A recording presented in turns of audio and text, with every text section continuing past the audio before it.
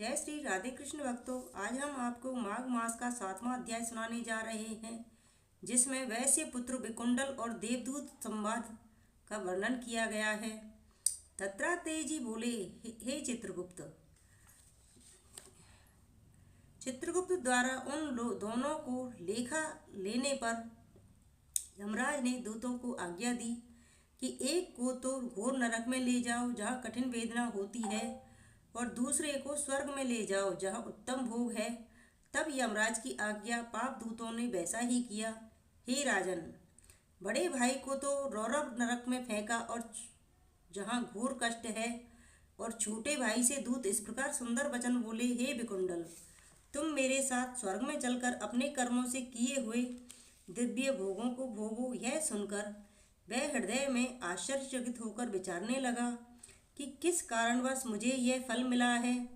दूत से पूछने पर कहा कि हे दूत, मैं तुमसे संदेहवश पूछता हूँ, सो कृपा करके मुझसे बताइए कि हम दोनों ने एक ही कुल में पैदा होकर बराबर समान ही कार्य किए थे, और हमारी मृत्यु भी बराबर एक ही समान हुई थी, तथा यमराज के दर्शन भी साथ साथ ही किए।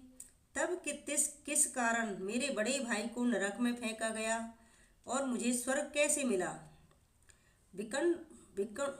विकुंडल के ऐसा पूछने पर यमदूत कहने लगा, हे विकुंडल, जिस प्रकार एक वृक्ष पर अनेक प्रकार के पक्षियों का आवागमन होता है, उसी प्रकार इस संसार में पुत्र, पत्नी, बहन, भाई, माता पिता आदि का जन्म के कारण समागमन होता है। हे वैश्य, मैं प्रेम पूर्वक तुमसे सच कहता हूँ, मनुष्य का जन्म तो सिर्फ कर्म फल भोगने को ही होता है। पृथ्वी पर मनुष्य जो जो पूर्व भावित कर्म करता है, या अपने किए हुए अच्छे बुरे कर्मों का ही फल समय समय पर बराबर भोगता है। जो जैसा कर्म करता है वैसा ही फल भोगता है। यह पूर्व जन्मों के कर्म फलों का ही तो योग है।